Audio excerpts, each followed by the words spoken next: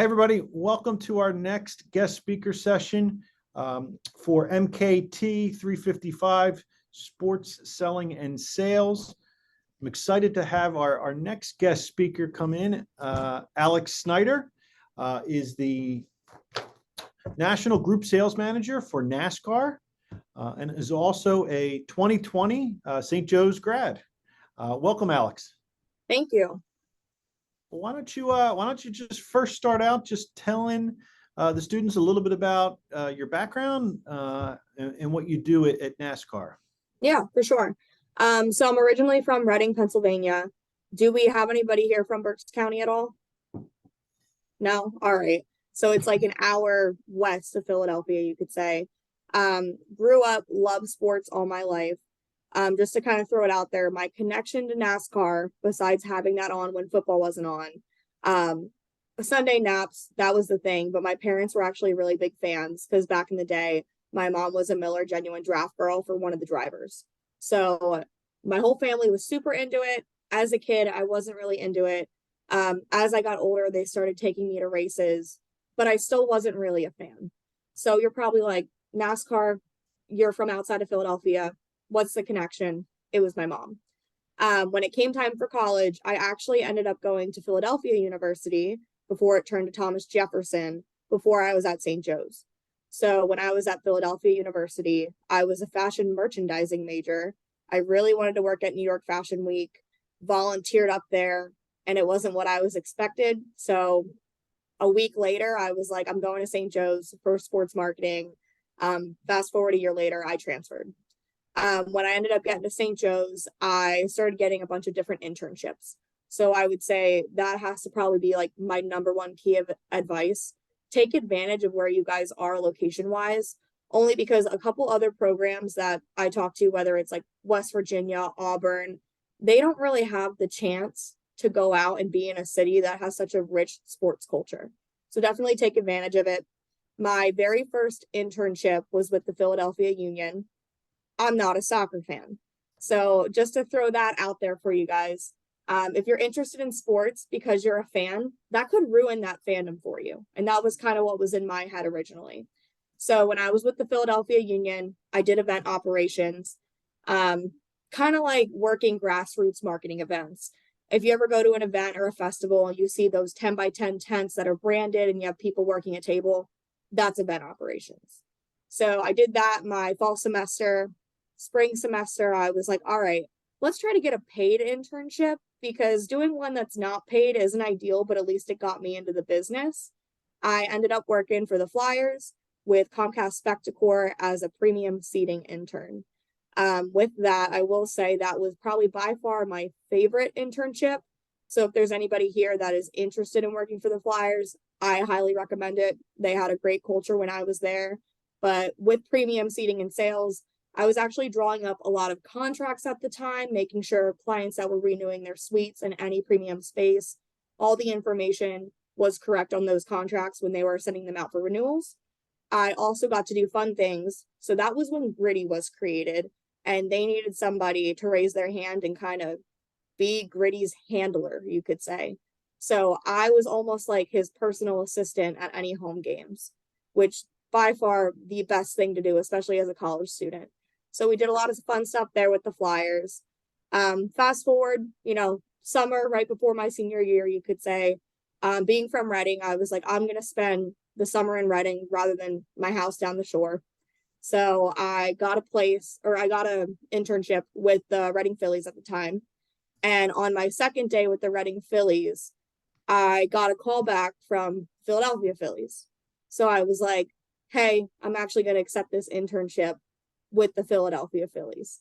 So they were good sports about it, but made quick connections there with the minor league in my hometown. When I was at the Phillies, it was the sales and service internship under Ryan Simon.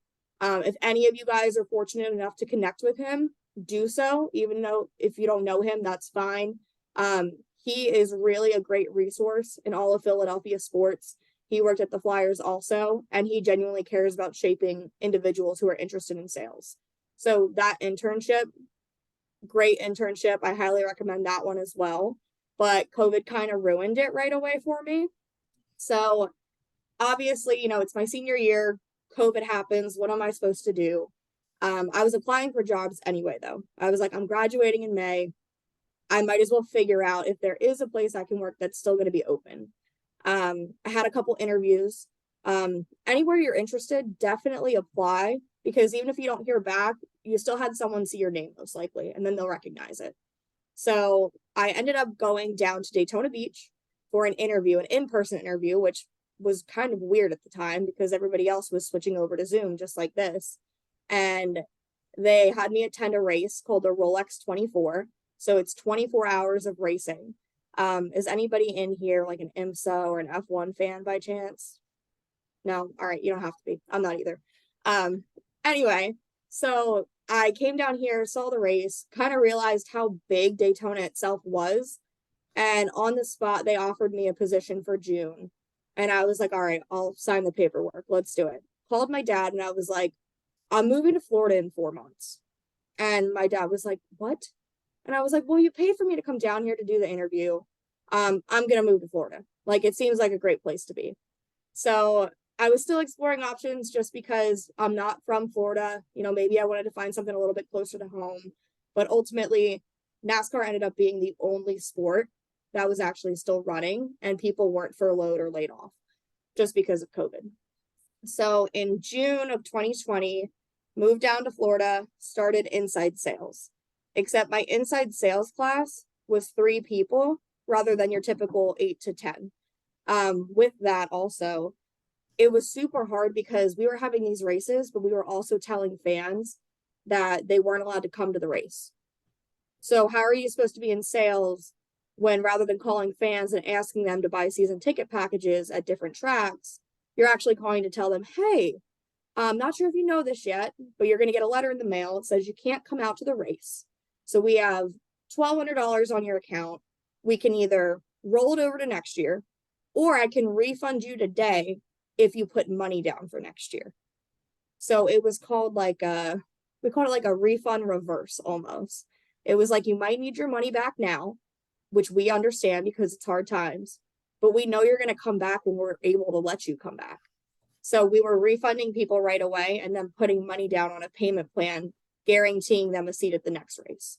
So it was a very interesting sales tactic at that point. But fast forward 4 months later, I kind of picked up the knack of flipping those customers, and we were going through the interview process because there was an account executive spot that was open. Raised my hand for group sales, which I was in consumer sales. So think your typical season ticket sales. NASCAR's a little bit different, which I'll get into a little bit later on, but I raised my hand for group sales. We have 4 different regions. We have Daytona, Charlotte, North Carolina, Kansas City, Kansas. You could live in Missouri though if you wanted, but our office is in the Kansas part, and then Phoenix, Arizona. So I ended up moving to Charlotte, North Carolina for a group sales position. With that, I was working for group sales for 2 separate tracks that were in the Charlotte region. And COVID was still pretty rough. A lot of those places were getting shut down. 6 months later, they were like, hey, do you want to come back to Daytona? We need a Daytona rep for group sales. And I was like, yes, why not? Back to Florida I go. So went back down to Florida, ended up being a senior AE after some time. And then last year around this time, they had a management position open to create a group inside sales team. So what I currently do is I manage a team of 8 individuals like yourselves, about to be fresh out of college. Maybe they graduated a year or 2 ago, but they're trying to break into the sales industry. And rather than starting with your regular customer service, saying, hey, I saw you came out to a game or a race years ago, talking about the memories they made, evoking that emotion, getting them to come back out and maybe put their money down on season tickets, we're starting with B2B first. So if you have customer experience, whether it's retail, being a server or something like that, that's already taught. And we understand some people can skip that step and go straight to B2B selling, whether that's just traditional B2B, it could be premium space, it could be fan experience packages. But I train those reps that are breaking into sales now. And we sell for 12 different NASCAR owned tracks. And there's a lot of different details I can go into you. But do you guys have any other questions right now, I should say? It's like a good stopping point. I have a question. Yeah, Okay. Joe. So have you noticed like any different sales strategies between working at NASCAR and then working for like the Flyers? Yeah, so the main one, with the Flyers or any other sport that is based in one place, you're pretty much asking for an in-person appointment. So you want to invite that person out in person, make them feel special and kind of show them the space and then have them put the money down. At NASCAR, because we're all based either regionally in those 4 regions, but we sell for places all over the country, we close over the phone. It's very rare that we're going to have an in-person meeting. And if we do, then we'll make sure that, let's say I have a client out in LA, I'll fly to LA for a week or something like that if I need to, but it's very, very rare. So over the phone closing is probably by far the most interesting thing that we practice compared to other sports. Joe, did you have a question? Yeah, I was gonna ask if with the rise of F1's popularity in America, if your popularity has also increased with that. Yeah, our popularity has increased, but ours is more because of the superstar perspective. So with F1, I will say those fans are genuinely probably more white collar than NASCAR fans. We have more of the blue collar NASCAR fans. I don't want to say it's probably stereotypical to what you're thinking, but most of it is, except for obviously when we're selling B2B and evoking that new business. But NASCAR, from when I started to now, has increased so significantly among younger people like us. And I think it's just because, one, when people like to get out of their cars during their pit stops, throw their helmets at each other, pick a little bit of a fight, that's entertainment. And then you get to know the drivers a little bit more in depth, and you're seeing those same drivers at every race we have from February up until November. So people end up picking a favorite driver just like they would an NFL team and sticking with it and following that person and their story. Interesting, thank you. Yeah, good question, Joe. Alex, I got a question for you. So Yeah. You mentioned that you represent or you sell for 12 different, I guess, venues essentially. Yep. So how do you prospect? Oh, What's it's that hard. process? Yeah. Yeah. So I will say, with our 12 different venues, think of NASCAR like the NFL. So the NFL doesn't own the teams. Like the NFL doesn't own the link. They don't own the Philadelphia Eagles. NASCAR owns most of their tracks. So just to kind of give you a quick little history lesson, NASCAR emerged because of moonshiners back in the day. They would literally fix up their cars. I don't know if we have any car guys here, but to race each other and kind of outrun the cops. So it was these 2 guys down in Daytona. They were best friends. They were like, we should make a sport out of this. You know, friends and business don't always mix well. So they went their separate ways. So we have NASCAR and then we have SMI. So NASCAR is a sport itself and all the properties they own. And then SMI is that other guy that broke off, still owns some properties, but he's sanctioned by NASCAR, if that makes sense.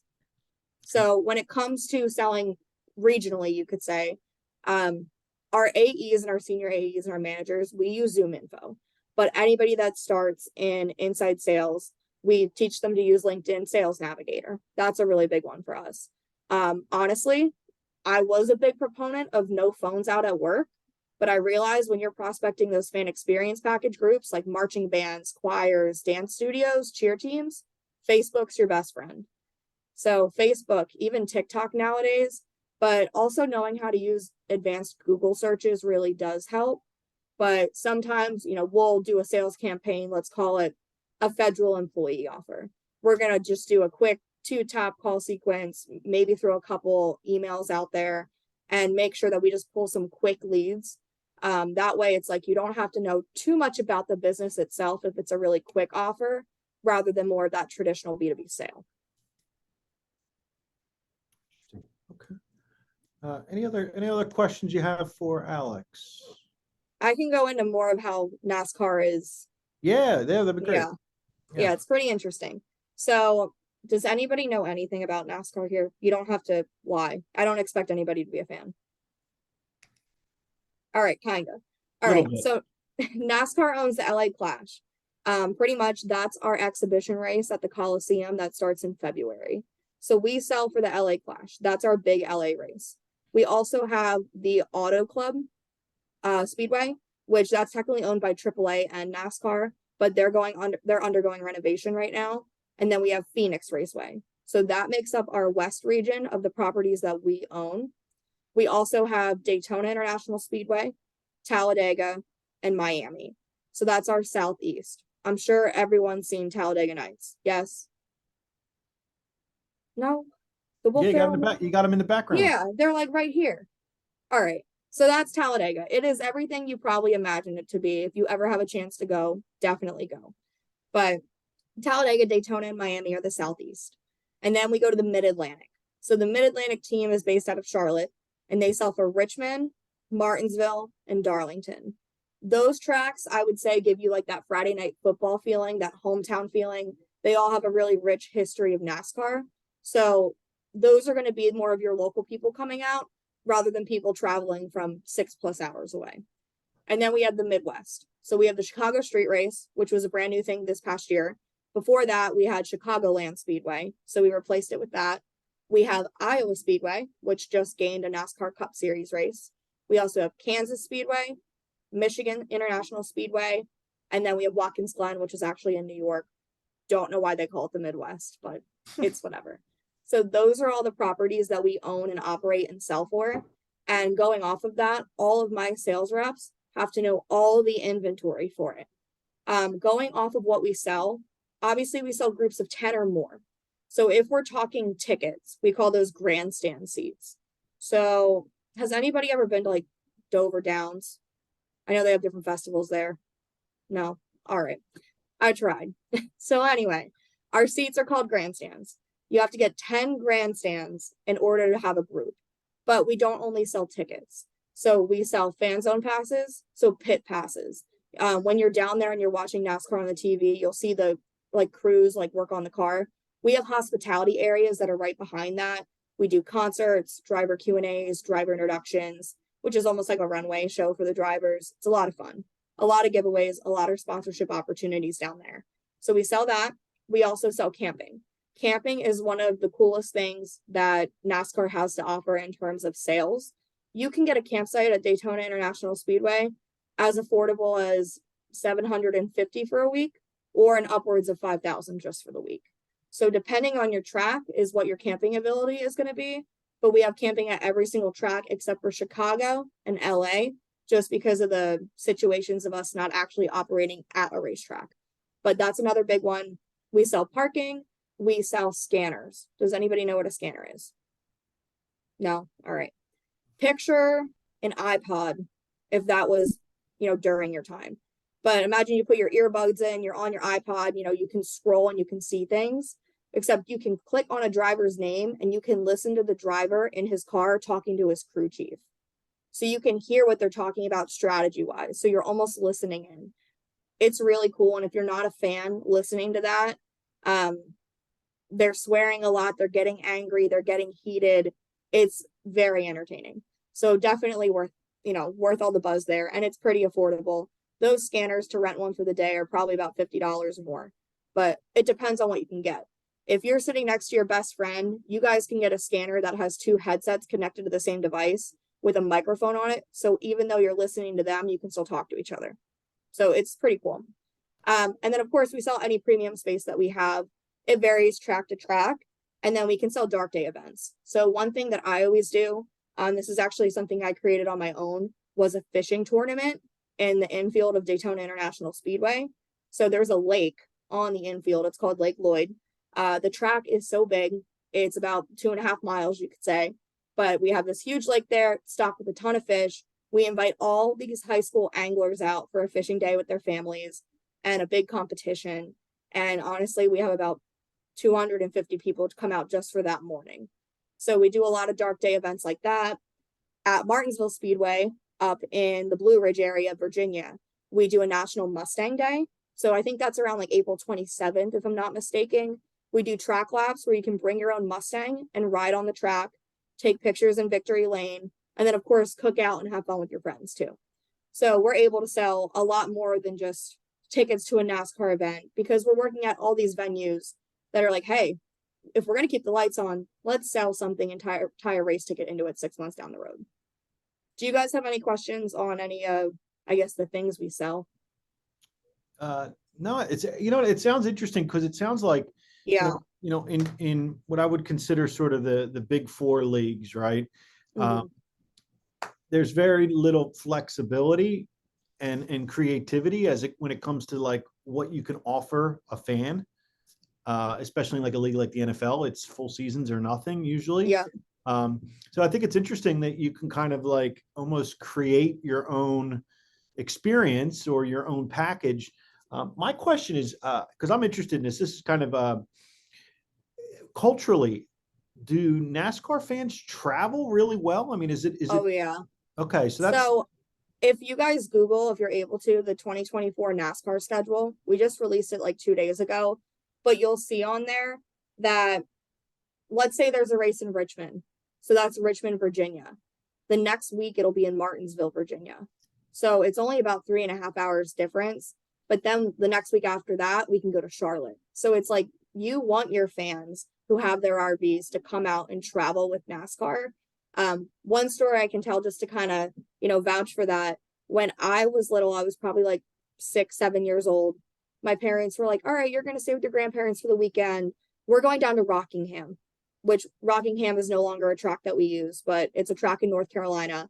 My dad was never at a NASCAR race before, but my mom, who worked in the industry, was like, oh, you have to go. And trust me, once you go once, you're going to want to go again.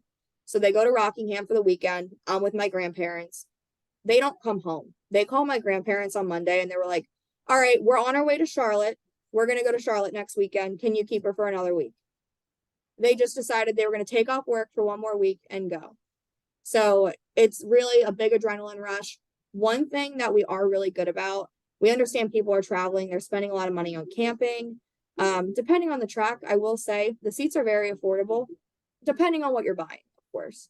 But we let people bring in their own food and beverage. So every person that comes in can bring a 14x14 soft-sided cooler or like a cooler backpack, and they could put beer in it, they could put wine in it, they could put anything as long as there's no glass.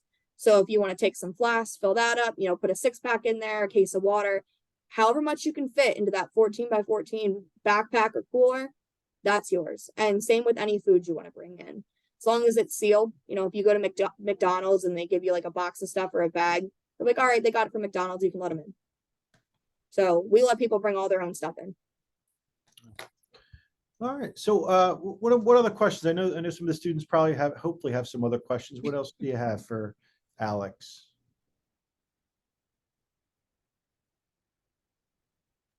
I have a question. Yeah. So I'm not really familiar with NASCAR. Do you guys offer like club seating or like box seats like traditional sports do?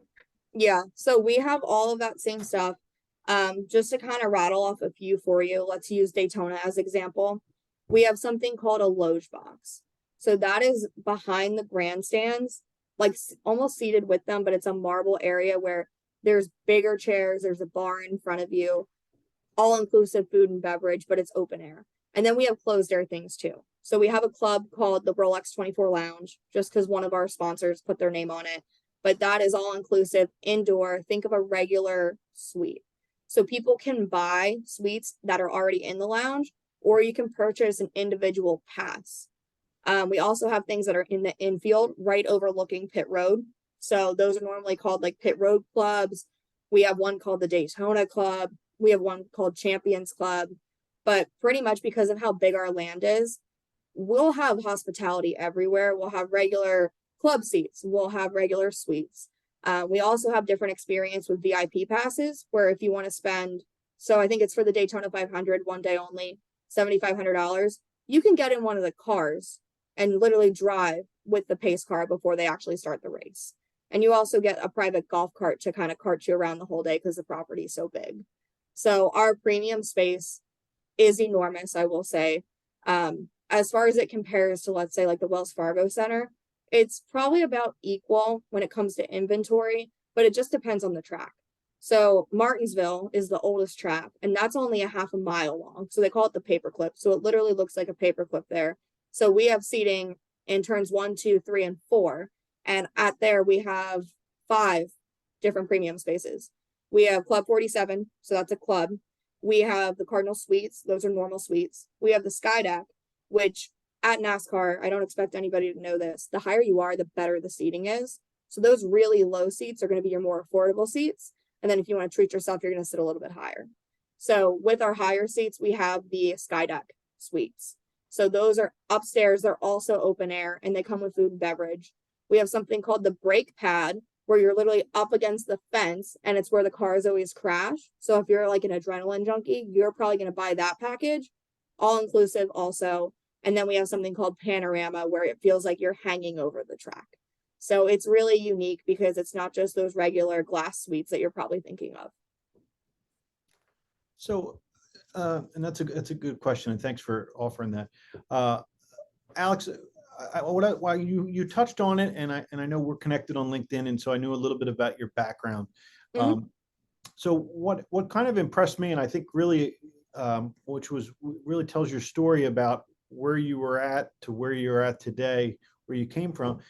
You seem to, in a short period of time, transferring into St. Joe's and really getting involved and experience in sports. How did you do that? Like, how did you, because it seems like you really got a lot of internships in a real short period of time. Yeah. I will say with my first internship with the Philadelphia Union, I actually accidentally submitted my old resume on that one that said I was a fashion merchandising major. So they called me and they were like, "Hey, do you know you applied for this job?" And I was like, "Yes, I do. Like, are you going to interview me?" I'm a very blunt person. So that's just who I am, which in sales, it does help, but it also can kill you at the same time. So they were like, "Yeah, like we're interested in, why you're interested in this job." So that interview, honestly, I went in there and I was like, "Here's my current resume. Sorry, I didn't submit the right one, but I caught your attention because I was a fashion major." So honestly, like I look at resumes every single day because I am a hiring manager. You just need to be interesting or else they're not going to be interested.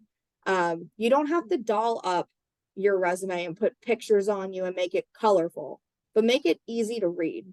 And you don't need to put paragraphs on there, just 3 bullet points. Tell me a little bit about your experience and always make sure your LinkedIn is updated, because even if I see your resume, the first thing I do is I'm going to go to your LinkedIn. So I had a really strong presence on LinkedIn too, just commenting on people's stuff, liking like the Phillies post, like showing I'm interested in the Phillies, things like that.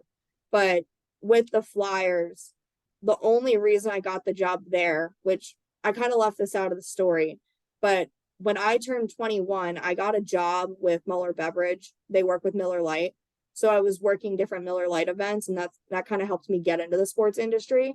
So I just met people naturally and was like, "Oh, I applied for this. Can you see if they pulled my resume?" So use the city of Philadelphia in your favor because it's one of the biggest cities out there. Marty Farrell. Yeah, I know Marty real well. I saw Marty on Sunday at the Eagles game. Oh, no way. So I used to work all the Fieldhouse events with him. Do you know Joe Weaver? He used to be his manager. Or not Marty's manager, but I don't know Joe. I know Sandy. I don't know Sandy. Sandy, and I know her daughter that used to work for Muller, Sandy Muller. Okay. But yeah, I used to work with them a lot. And then Small world. it is. And I think I know some of the students here on the call, and then we have got some other sports market have had similar sort of experiences and had similar internships, whether it be the Phillies or Union. I know. Yep.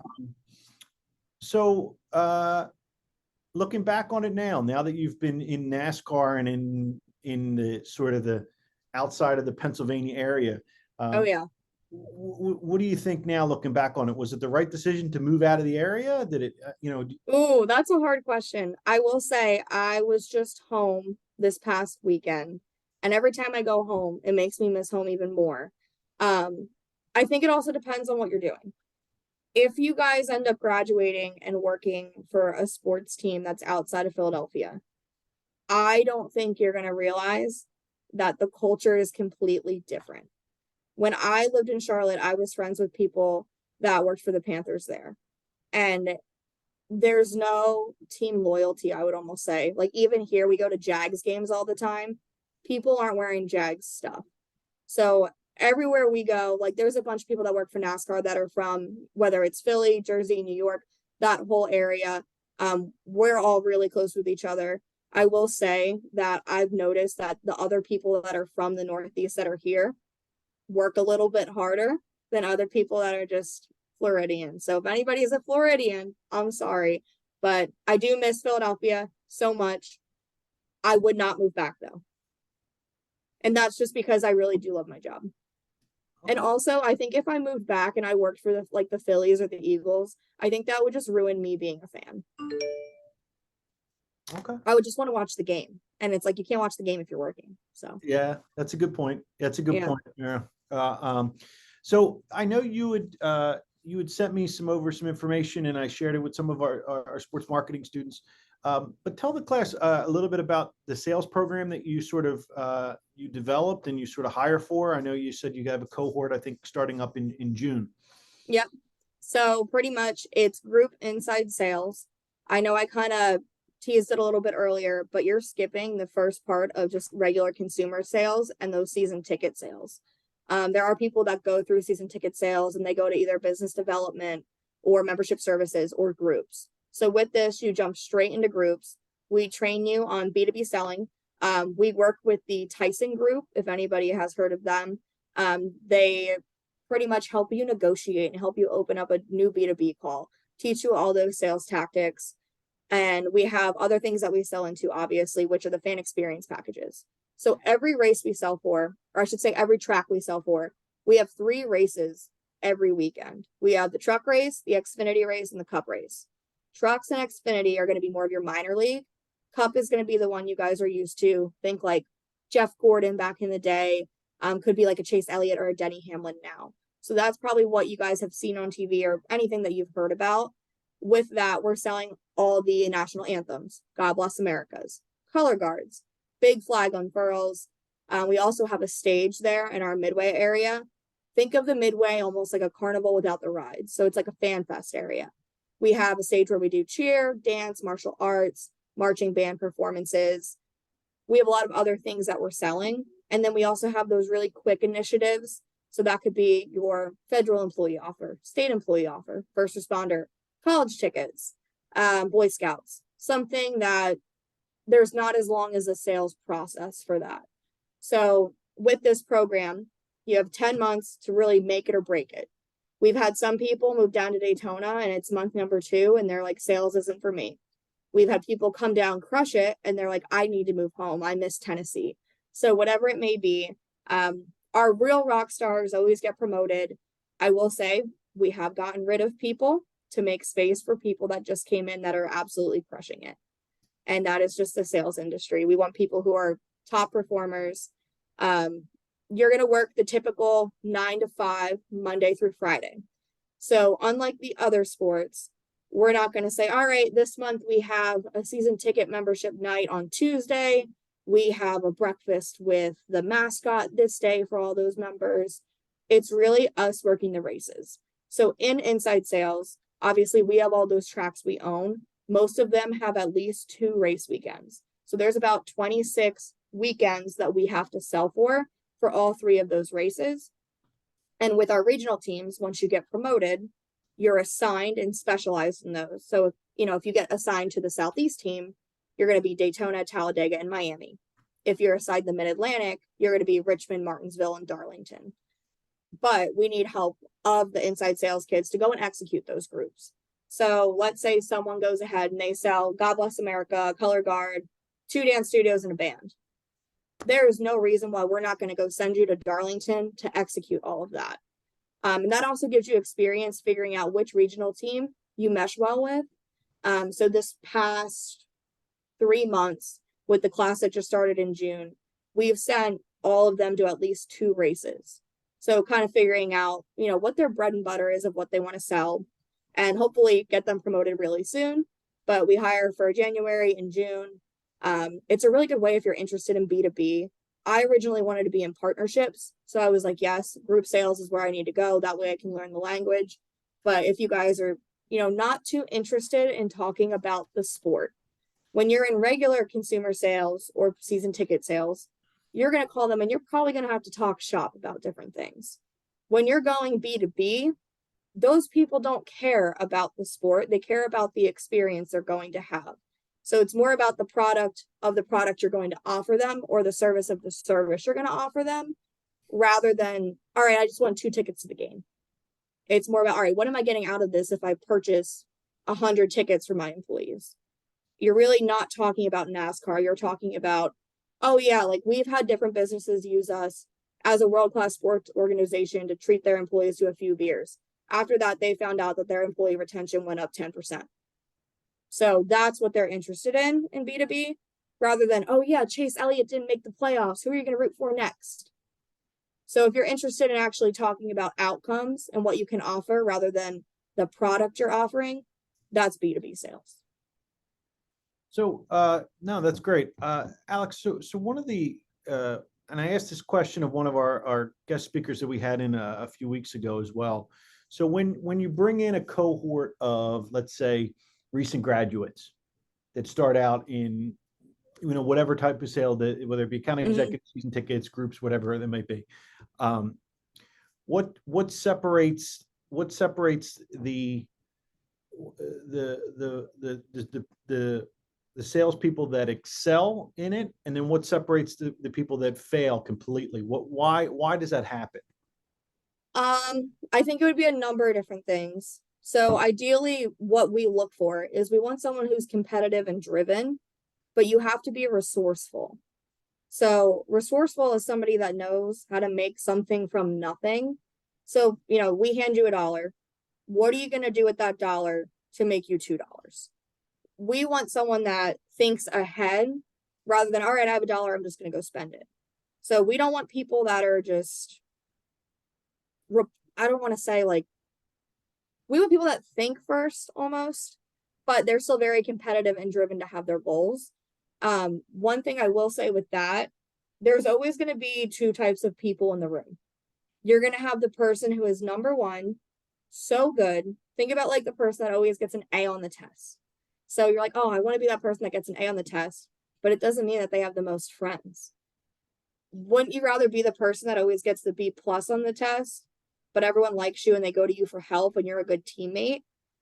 I feel like we want that number 2 person, only because with a culture at NASCAR, I will say everyone in the sales department here is either 22 in inside sales or maybe 35 and they're like a VP. So they've completely revamped everything here. And we want someone that wants to be that number 2 person that's like, all right, maybe I didn't win, but I'm using my resources. I'm helping my teammate get better. And because I'm competitive, I'm going to beat them this week. One thing too, this is a question that I always ask everybody on interviews, and there's no wrong answer. Let's say it's a Friday at 5, you're going to grab a beer with a buddy. Which reason are you celebrating? Either 1, you were number 1 in sales on the week with the team, so you led the entire team in sales, whether it's money, the amount of tickets you sold, or number 2, you just had a personal goal that was accomplished. That personal goal could either be something you set for yourself at work, or maybe you just got the best concert tickets that you've been wanting to get for a while. Or number 3, you just got the biggest commission check they've ever gotten. What's your answer? There's no wrong answer, but it's your why. Does anybody have an answer on that one? That's a good question. Yeah. I don't know. I picked number 3, but Joe, what do you got? Yeah, it's kind of bold, but I was gonna say the biggest commission check. yeah. And then what do you do with the money? What do I do with the money? Yeah. I don't save it. I don't if I get a big check, I'm not just gonna spend it. Well, you Invest got to it. treat your friends with a round of beers. That's why you're going out to celebrate. Oh, that's a given though. All right. Fair enough. Anybody else? But we want people that think through the process. Anybody else think different? What do you got? Anybody else think differently there? There's no wrong answer. I mean, my initial thought is that if you meet your sales goals, you're going to automatically get commission, right? So, But But- what if it's not the biggest commission check you've ever gotten? Yeah, but in sales, as long as you're meeting your goals, eventually the commission follow. It's a commission, just a byproduct of you meeting your goals, and it's short-term and long-term goals for me, Oh, right? yeah. Right. So like if in sales, and I always tell these students as well, is if you're asked to make 50 calls, 100 calls a day, right? You've got to look at the big picture, but then you also got to break it down into sort of the day-to-day goals. Oh, yeah. Otherwise, it becomes a daunting task of, I got to sell $20,000 to meet my quota. Okay, if that's the goal, how do you break it down into manageable units and every day work one step closer? That to me is more meaningful, at least if I was if I was working. Yeah. Yeah, I will say like those KPIs, the key performance indicators, let's say you make 60 calls per day. Your talk time is 3 minutes and 10 seconds. How much did you sell? You know, that all weighs itself. How many cash closes did you have? Yeah. I will say too, in group sales, depending on what you're selling, it's not really about the revenue. The revenue is more of like a personal goal, I would say, at least for me and my team. Starting out, you're not going to make much, but say month 2, month 3, you'll see it all come to fruition because that first month you're training, you're building your pipeline. The sales aren't just going to happen in a one call close, especially in B2B. There's an actual process. So, kind of like you were saying, your goal this week could be less than it was last week, depending on where you are in the sales process. Yeah. Well, Alex, we are butted up against it. I want to be sensitive to your time, and again, I appreciate you sort of speaking to the class. I know I personally, and I probably feel a lot of the students feel like we've got a better appreciation of NASCAR and the sports property, and so I really appreciate you joining us. If anybody wants to get in touch with you, how should they do that? You can feel free to share my email. You guys can also reach out to me on LinkedIn. It's under Alexandra, Alexandra Snyder. But connect with me. Feel free to message me. If anybody is interested in a job, I am hiring one more person for January, and I have 5 spots open for June. So if anybody wants to take a stab at NASCAR, it's a little bit different, but I've been here for 3 years, and a lot of people have been here longer than me. So says something.